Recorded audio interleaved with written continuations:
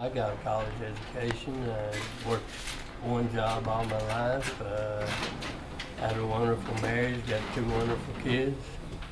Most people are one payday away from being homeless. What if you lost everything? Have you ever seen a homeless person? Have you offered them help? How do they get by day to day? This is how they live.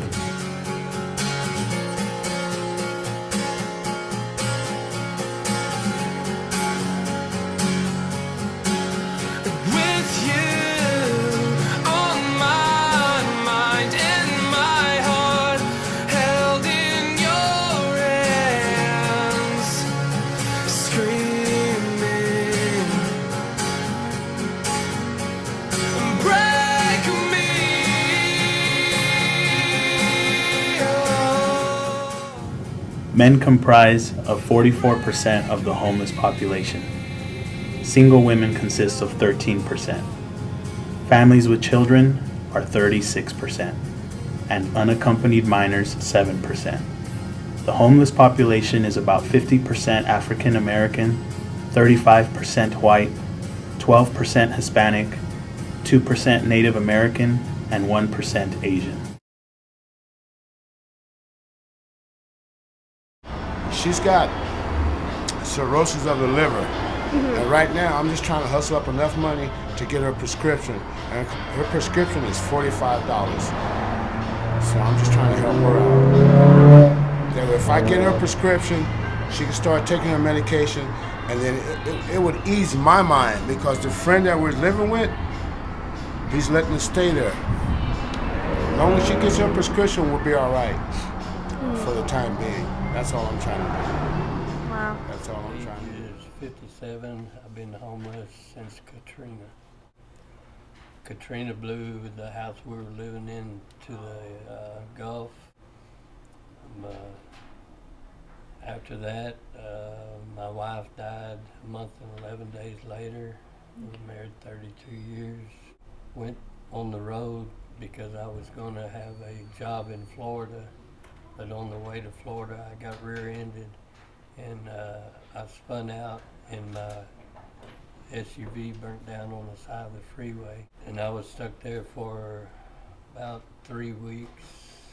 The highway patrolman that did the case on the wreck and everything came to me one day and said they took up a collection and gave me bus money to go wherever I wanted to go, and so I went from there to Phoenix, Arizona, and I went to a homeless shelter called US Vets.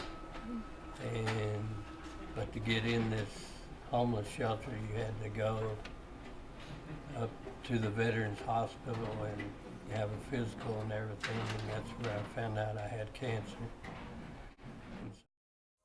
Besides not having a home to call their own, most of the 500,000 to 3 million people identified as homeless have something else in common: addiction and mental illness. 2/3 of homeless adults suffer from alcoholism, and at least half suffer from drug disorder.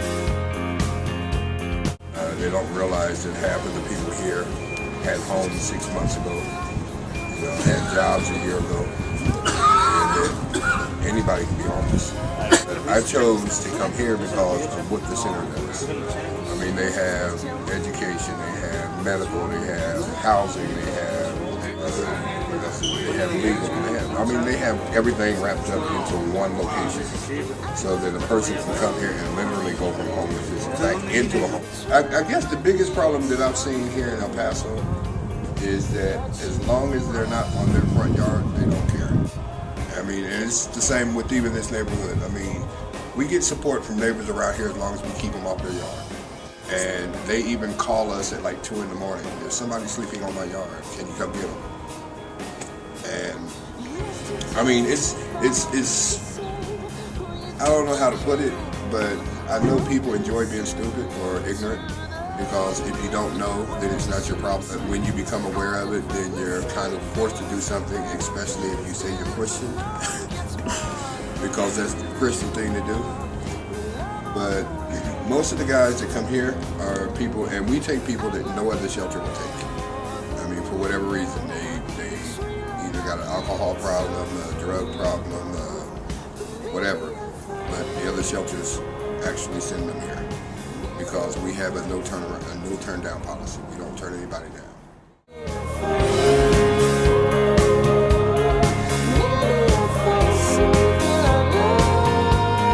Your definition of homeless. What is your definition of home? A home is the people that makes the house a home. Okay. So the people aren't homeless, they're houseless. Homeless, you live in a house. The home is what two people bring into that house and make it a home. A home for your kids, a home for your boyfriend, a home for your husband. That's a home.